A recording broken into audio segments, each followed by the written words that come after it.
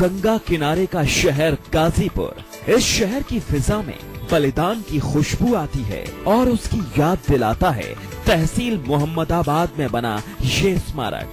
कहते हैं इसी जगह पर ब्रिटिश हुकूमत के झंडे को उतारने के लिए पास के गांव शेरपुर से 8 नौजवान पहुंचे तो अंग्रेजों ने उन पर गोलियों की बरसात कर दी थी।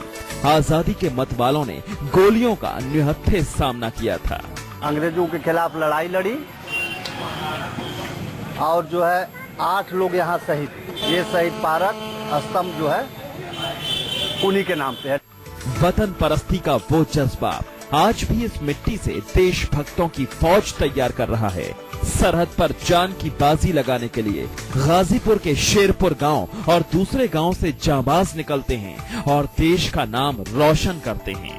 मादरे वतन पर कुर्बानी का जज्बा जिस शहर के रोम रोम में है, वहां जा पहुंचा है यूपी यात्रा का कारवां। नमस्कार, मैं हूं सैयद सुहेल। यूपी की यात्रा छोटी काशी पहुंच चुकी है। गाजीपुर को छोटी काशी के नाम से भी जानते हैं। गाजीपुर की एक बड़ी आबादी खेती किसानी करती है। गाजीपुर एक तरफ वाराणसी और दूसरी तरफ चंदौली से जुड़ा हुआ है, लेकिन चंदौली से गाजीपुर आने के लिए हजारों लोग रोज स्टीमर पे अपनी बाइक, अपनी साइकिल रख के चंदौली से गाजीपुर आते हैं। आइए चलकर देखते हैं।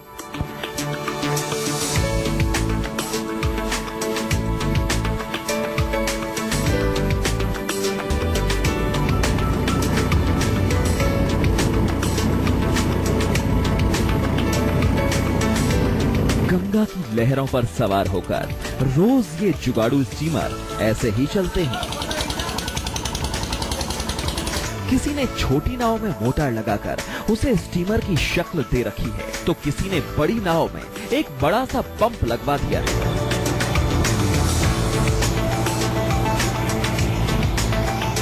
सभी मुनाफे के लिए इस पार से उस पार लोगों को सफर करा रहे हैं। मोटरसाइकिल, साइकिल, औरतें, बच्चे, बुजुर्ग, नौजवान, किसान, मजदूर, कारोबारी, सबके सब इसी तरह से गाजीपुर में शहदपुर से चंदौली आते जाते रहते हैं। नीचे गंगा का पानी और ऊपर आसमान, दूर दूर तक किनारा दिखाई नहीं देता।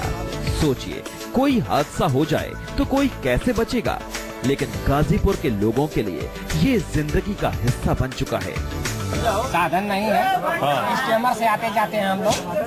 सबको स्टीमर से आना जाना पड़ा। कब से ये परेशानी लोग झेल रहे हैं? ये सर तो बहुत दिनों से इसी तरह से झेल रहे हैं सब। 80 साल से। अभी तो फिलहाल परेशानी यही है कि जब आपको इधर से जो है नदी जो पार कर रहे हैं स्टीमर से, तो जहाँ तक ये पानी है वहाँ तक स्टीमर जा रही है, उसके बाद उधर से फिर पैदल ही जाना है। सबसे बड़ा तकलीफ तो बारिश में होता है कि जो कि रस्सा लगा के खींचा जाता है, कोई बेचारा लेके मोटरसाइकिल ही पानी में चला जाता है। बहुत सी तकलीफ है। गंगा के उस पार जाने वालों की भीड़ में कुछ लोग ऐसे भी हैं जिनकी पूरी उम्र इस इंतजार में गुजर गई कि कब गंगा पर पुल बनेगा और वो 70 किलोमीटर का फासला बचा पाएंगे। उम्र के इस पड़ाव में ही सही उनकी ये आरजू अब पूरी होने जा रही है। बताया जा रहा है कि अगले महीने तक ये पुल शुरू हो जाएगा, जिसके बाद आराम से हर तरह का वाहन इस पुल से होकर चंदौली तक जा सकेगा। पुल बन जाने से हर लोगों की आने जाने की सुविधा हो जाएगी। पैदल बाइक, साइकिल, सबको पैदल बाइक, 4 चक्का, ट्रक है, बस है, सबको मतलब मिल जाएगा, आराम सुविधा हो जाएगा। पुल बन जाने से बहुत सुविधा है ना, आने जाने के लिए बहुत अच्छा हो गया। कभी भी आओ जाओ कोई तकलीफ नहीं तो बच्चा पे जाओ, स्टीमर पे ला दो, नाव पे ला दो। तकलीफ तो बहुत थी। करीब 40 गांव को इस पुल के बनने से फायदा होगा। पहले ऐसा नहीं था, पीपे का पुल बनाया गया था, लेकिन बरसात में कई बार हादसे हुए तो बंद कर दिया गया। नया पुल एक खास तरीके की टेक्नोलॉजी से बनाया गया है, जिसमें काफी दूर दूर पिलर हैं जो काफी ऊंचे हैं, यानी पानी का स्तर कितना भी ऊंचा हो तो भी लोगों को आने जाने में दिक्कत नहीं होगी।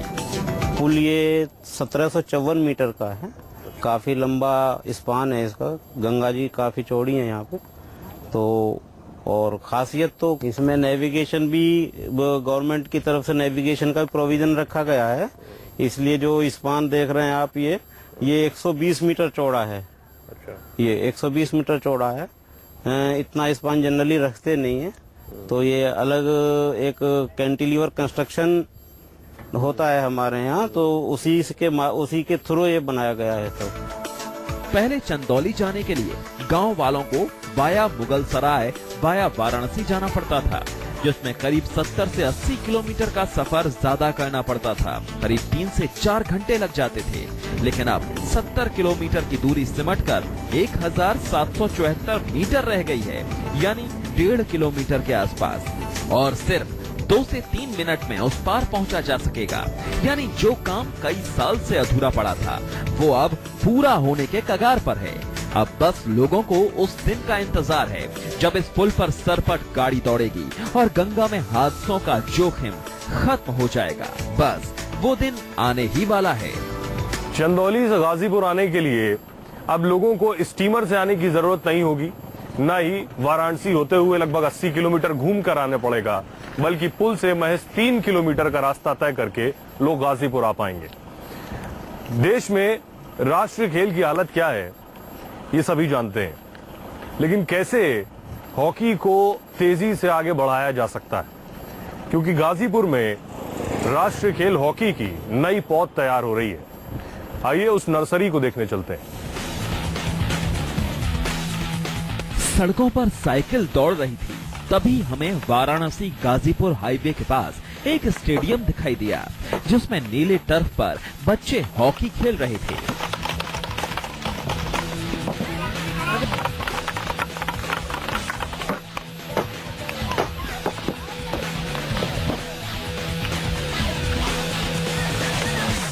ये करमपुर गांव था, जहां नेशनल गेम खेलने के लिए होड़ लगी थी। शानदार स्टेडियम मेघभरन, जिसमें शानदार एस्ट्रोटर्फ। एक गांव में इस तरह का नजारा देखना बेहद हैरत वाला था। आखिर ये सब मुमकिन कैसे हुआ?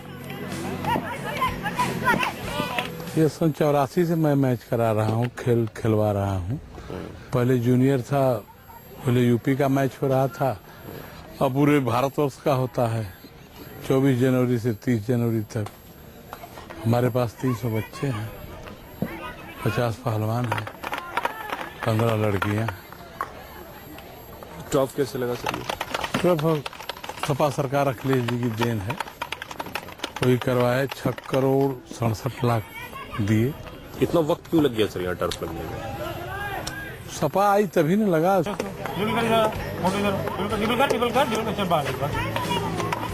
गाजीपुर में करमपुर गांव के आसपास के बच्चों के अलावा दूर दूर से बच्चे इस स्टेडियम में खेलने आते हैं।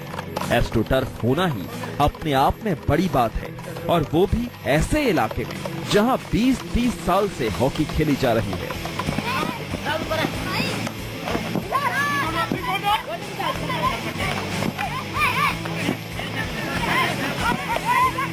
पहले न तो स्टेडियम था और न ही एस्ट्रोटर्फ। हॉकी के प्लेयर घास के मैदान या मिट्टी के मैदान में प्रैक्टिस करते थे, लेकिन बाद में इस जगह एस्ट्रोटर्फ बनवाने को मंजूरी मिली।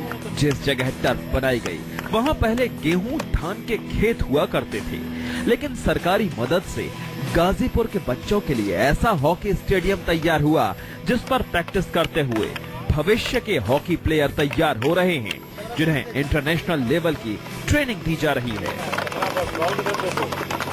तो आपने जिन बच्चों को चट पे तैयार किया है, हाँ। और इन बच्चों को आप टर्फ पे तैयार कर रहे हैं, अभी तो हमने स्टार्टिंग किया है।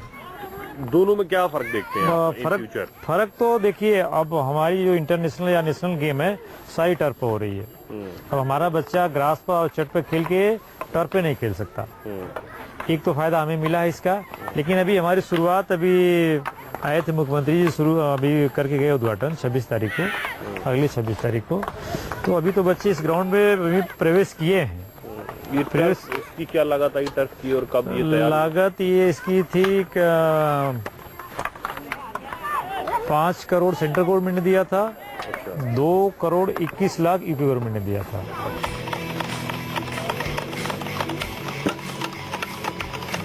करीब 7 करोड़ की लागत से तैयार एस्ट्रो टर्फ पर हॉकी बॉल बेहद तेजी से गोल पोस्ट की ओर जाती है, जिससे तेज हॉकी खेली जाती है, और इंटरनेशनल हॉकी का लेवल भी यही है।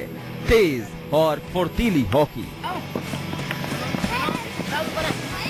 ग्रास, चट और टर्फ में बहुत अंतर है। चट की बॉल है, कहीं बड़े कहीं खाबड़े, कहीं मिट्टी है, आंख में धूल पड़ जाती है। दूसरी चीज ग्रास की है, ग्रास में भी कोई बड़ खाबड़ है, ग्रास कहीं मोटी है कहीं पतली है, तो बॉल कहीं भी कट सकती है। इसलिए जो सरफेस हमारा टर्फ का है, जिस दिशा में बॉल जाएगी उस दिशा में टर्फ को पकड़ के बॉल जाती है, तो रोकने में और देखने में भी हमें और आराम होता है। इस पे बॉल फास्ट जाती है। जो टर्फ की बॉल है वो बहुत तेजी से बॉल निकलती है, और ग्रास और चट में बॉल धीमी होके जाती है। कुछ इसी तरह की हॉकी ट्रेनिंग एस्ट्रोटर्फ पर दी जाती रही है, लेकिन पहले ऐसा नहीं था। बच्चे कोशिश करने के बावजूद भी उस लेवल तक नहीं पहुंच पा रहे थे।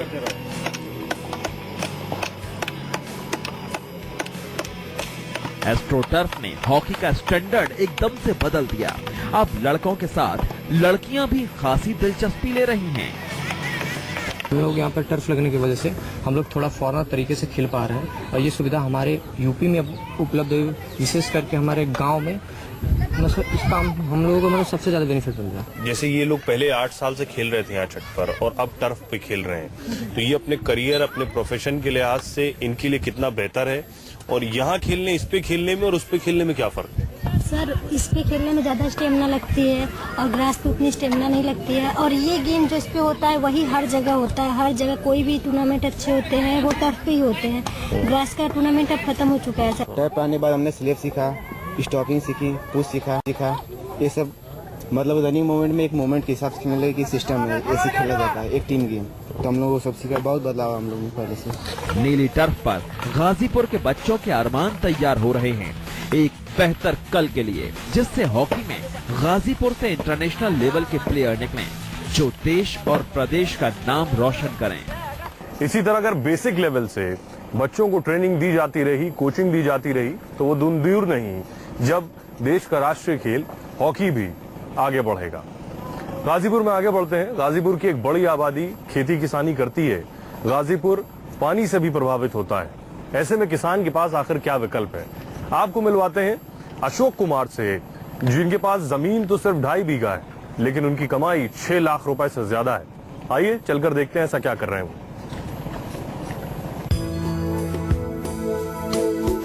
नीले आसमान के नीचे सफेद शामियाना और उसमें हरे भरे खीरे। एक एक खीरे को बारीकी से देखते हैं अशोक कुमार। गेहूं और धान की खेती करते हैं, लेकिन उससे गुजारा नहीं चलता। बच्चों की पढ़ाई में दिक्कत हो रही थी, तो पॉली हाउस फार्मिंग की ओर रुख किया, जिसके बाद उन्होंने करीब 10 लाख की लागत का पॉली हाउस लगवाया। इसमें आधी रकम सब्सिडी में मिली। तुम्हें इस पॉली हाउस आपने क्यों लगाया? क्या इसकी लागत आई? 9,35,000 इसके स्ट्रक्चर की लागत आई। हाँ। और बीज का अनुदान है 1,40,000 बीज का पूरा। आधा सब्सिडी है बीज में 70,000, और 467 जो है कि स्ट्रक्चर में अनुदान है। गेहूं, धान, गन्ने की खेती को छोड़कर खीरे के बारे में सोचना जोखिम भरा था, लेकिन पॉली हाउस में अपनी हाईटेक सोच से अशोक कुमार कामयाब हुए। अशोक बाजार में खीरा 15 रुपए किलो बेचते हैं। ऑफ सीजन में तो खीरा 45 रुपए किलो तक बिकता है। हर तीसरे दिन 5 क्विंटल खीरा बिकने को तैयार हो जाता है। बाहर खेती करते इतने एरिया में तो कितनी कमाई होती है, और पॉली हाउस में करने अरे कितनी होती, मुश्किल से जो है कि 50-60 हजार मिल जाता, और क्या मिलता। तो कितना गुना फर्क हुआ? आप बता रहे हैं 5-6 लाख इसमें कमाएंगे और 50 उसमें कमाते हैं, तो लगभग ये तो आपका 5-6 गुना फर्क। 5-6 गुना फर्क है, हकीकत यही है। अशोक कुमार के घर में खेती पहले से होती आई है, लेकिन खीरे के साथ जो एक्सपेरिमेंट इन्होंने किया है वो एकदम अलग है, और दूसरे किसानों के लिए कुछ नया करने की प्रेरणा भी। इसका सबसे बड़ा फायदा ये है कि पॉली हाउस में एक फसल चक्र में 3 बार खीरा लगा सकते हैं, जबकि दूसरी फसल एक बार ही होती है। ये खीरा आप जब मार्केट लेके जाते हैं तो ये किस रेट बिकेगा? और जैसे कि आपने पॉली हाउस में लगाया है तो आप 3 फसल कर सकते हैं, मतलब ऑफ सीजन में भी आप इसे बेच। हाँ, ऑफ सीजन में भी। हाँ। यही उम्मीद है 40-35 रुपया, 40 रुपया किलो इस समय तो फिलहाल अभी बिक रहा है। अब देखिए आगे बाजार क्या कर रही है। तो एक किसान अगर लगाने की सोचता है, या आपने लगाने की सोची है, तो साल में आपने क्या सोच के लगाया कि मैं साल में इतना तो कमा लूंगा? अब यही उम्मीद तो है कि 5 लाख 6 लाख रुपया साल भर में कमा लूंगा। ऑफ सीजन में भी खीरा मिलेगा और बिना पेस्टिसाइड्स वाला होगा, जो सेहत को नुकसान नहीं पहुंचाता। पॉली हाउस 5 साल तक चलता है, जिससे हर साल मदन पाल को करीब 5 से 6 लाख का मुनाफा होगा। दूसरे किसानों से ये अंतर सिर्फ अशोक कुमार की सोच और पॉली हाउस स्कीम की वजह से आया है। तो अशोक एक नजीर है उन लोगों के लिए जिनके पास जमीन कम है और जो ज्यादा मुनाफा भी कमाना चाहते हैं, ऐसे किसानों के लिए। एक ब्रेक के लिए रुक रहे हैं, ब्रेक के बाद आपको मिलवाएंगे अंजलि से, जिसने पूरे पूर्वांचल में टॉप किया है।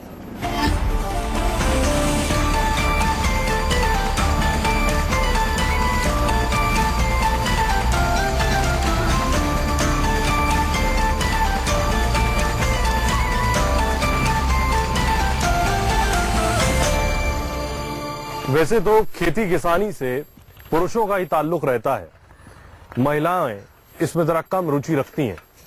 लेकिन आपको मिलवाते हैं अंजलि से, जिसने पूरे पूर्वांचल में बीएससी एग्रीकल्चर में टॉप किया है।